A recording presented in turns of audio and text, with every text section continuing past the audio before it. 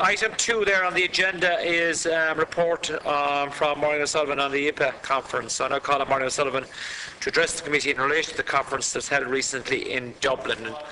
And if you don't mind, Maureen, you don't mind if we don't have any discussion on this? No, that's fine, yes. I want to move on because we've been very... Yeah. Okay. I'll keep going. Yeah.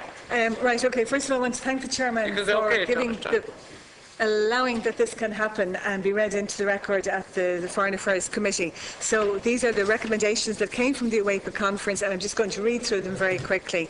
One is for African countries, governments and parliaments to ensure the protection of land rights and address the negative effects of large investments in land by foreign investors. 2, MPs to work with NGOs, the private sector, local communities and researchers to establish the facts about large investments in agriculture and land grabs, to review legislative frameworks and to monitor the implications of FDI in agriculture.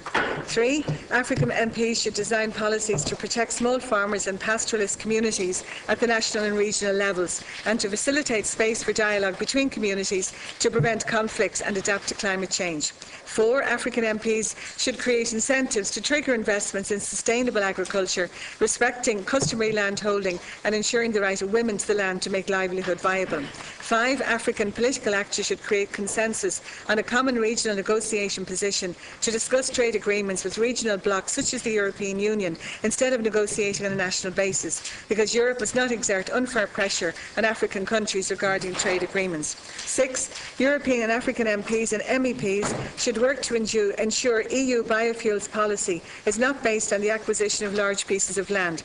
They should seek alternatives to biofuels and limit the use of land for biofuels to 5% to be phased out thereafter. It should also note the FAO voluntary guidelines on land tenure. 7, in line with the legal obligation contained in the Lisbon Treaty for European MPs and MEPs to reinforce policy coherence of the EU and European countries' external policies towards Africa, MPs and MEPs should ensure appropriate processes are in place to identify instances of incoherence and analyse all legislation for its potentially negative impact on development priorities. 8, development donors should support awareness raising and identifying of best practices among African and European parliamentarians to tackle crucial problems in relation to land insecurity, water scarcity, chronic hunger and gender inequality, in particular where accessing landholding opportunities. They should take initiatives to ensure equal access to nutrition within households. 9, for European countries, governments and parliaments to ensure that transparency and enforcement are applied to companies that remain involved in illegal exploitation and land grabbing, including investigating and bringing to justice the European companies identified by the UN panel of experts on illegal exploitation of natural resources as being involved in illegal practices, to put into place adequate mechanisms to ensure the full implementation of the EU timber regulation, which entered into force in March 2013 and which still lacks implementation in the majority of the EU states. 10, to meet the Maputo Declaration commitment to spend 10% of national budgets on investments in the agriculture sector to ensure adequate resources are available to fight poverty and food security.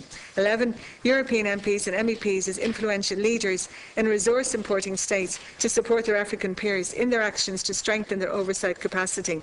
And finally, 12, all European and African countries should consider establishing joint monitoring teams for their future relationships and mutual development. And I will have a copy now for everybody shortly.